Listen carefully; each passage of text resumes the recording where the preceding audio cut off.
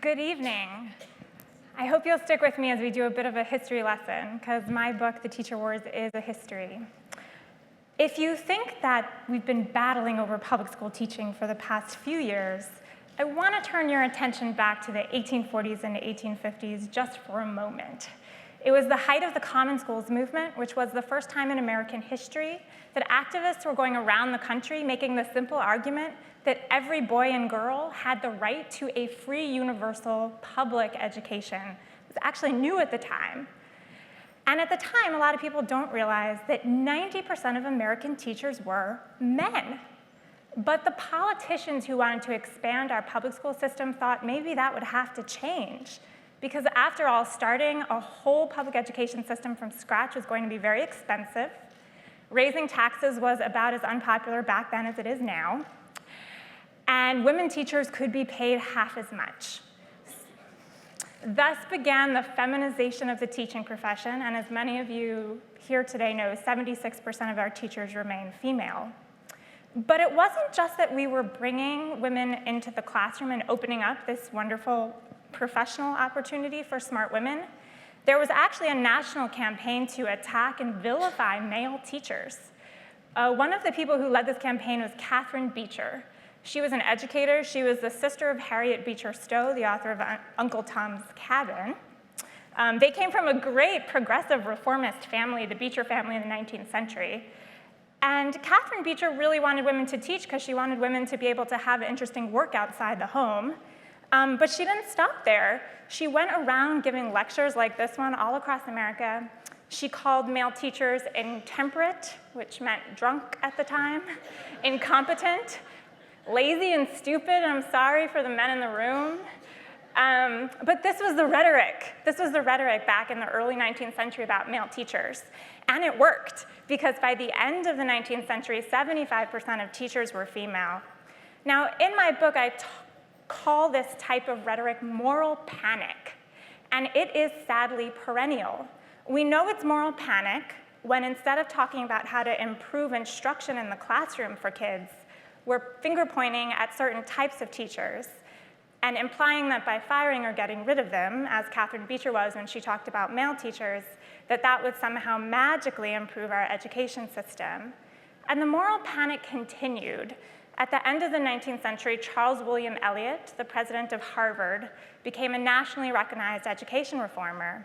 Now, urban schools were really struggling at this time with millions of children coming in from poor countries in Southern and Eastern Europe. They could not speak English, and class sizes were 60 kids. Class sizes in cities like New York and Chicago were 60 kids at the time. Now, Charles William Eliot, the Harvard president, he was trying to figure out how to improve schools, but he didn't focus so much on class size. He talked about the fact that teachers were women. So first, male teachers were the problem. Now women teachers were the problem, and believe it or not, this is going to sound funny to us today, but he thought women teachers were not capable in part because they menstruated.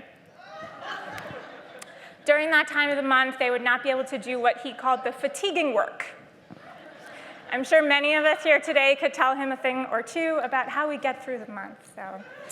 And this kind of moral panic rhetoric, it continued and continued. During the World War I era, tens of thousands of American teachers were driven from the classroom in Red Scare witch hunts that targeted pacifist and anti-war teachers.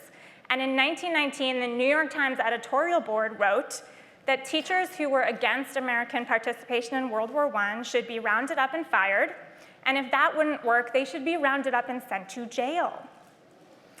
That was 1919, the New York Times.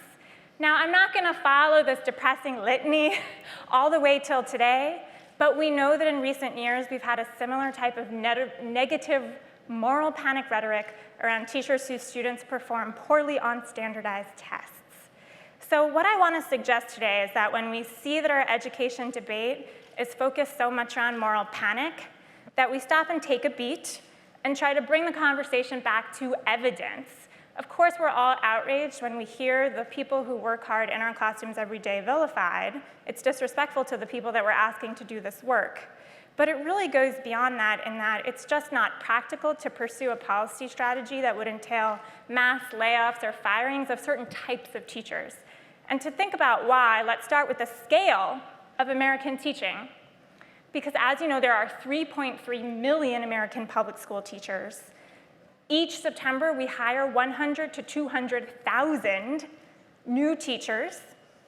70,000 of those new teachers are typically going into our lowest income, neediest schools. Now, for the research I did for my book, The Teacher Wars, I asked accountability hawks, some of the people that we hear in the media talking about what's wrong with public school teaching, how many teachers do you think ought to be fired each year because their students score poorly on standardized tests? And what I heard from them is that 2 to 15% of additional teachers should be gotten rid of each year. So I did the math. That's 66,000 to 495,000 people.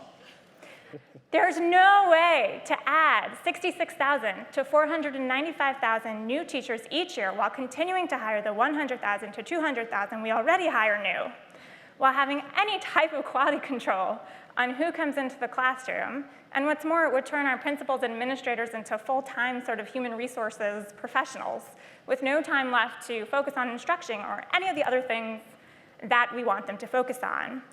And these raw numbers is why Arne Duncan, our Secretary of Education, admitted and said in 2010, quote, "You can't fire your way to the top." It's not just that that would be a sort of negative way to think about our schools. It's just totally impractical, and it just would not work. So if we're talking about bringing the conversation away from moral panic about who our teachers are and what they do, and back to a focus on what works for kids in the classroom, here are some ideas that I found in my review of history and public policy that can work. I think one really important way to support our teachers and to shape our public policy is to acknowledge that working conditions for teachers matter. Now, there's a lot I could say about working conditions. I want to focus today on 3 elements of working conditions that I think matter a lot. The first is trust. I want to refer you to a book called Trust in Schools. When teachers have trusting relationships with principals and with students and with parents, students get higher test scores. The second thing that really works in terms of working conditions is socioeconomic and racial integration. We cannot forget this strategy. When students are in classrooms, not just in schools, but in classrooms, with kids that are different from themselves, all kids do better. And no, it does not drag down the achievement of the more affluent peers. It does not. I refer you to excellent research from Maryland and North Carolina, which you can read about in my book. The third thing I want to talk about in terms of working conditions is that test prep, too much test prep, is counterproductive. And here's something you can tell people when they ask you for evidence on that. And again, you can read more about it in my book. But in schools where teachers were pressured to spend a lot of time on multiple choice test prep and on worksheets, at the end of the year, when students took those multiple choice standardized tests, they scored lower than the kids of teachers who focused on conceptual learning and deeper questions throughout the whole year. So too much test prep is counterproductive, even if high test scores are our goal at the end. I also want to talk about collaboration for teachers, because what we know right now is that the way our school day and year is structured, American teachers do not have enough time to work collaboratively together with other adults.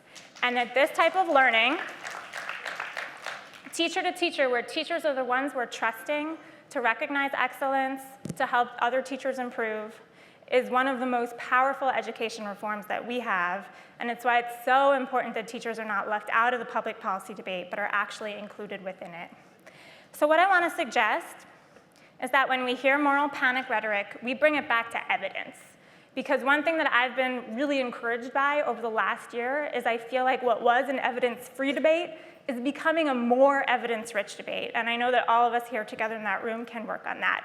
And this is how we will achieve an end to the teacher wars. Thank you.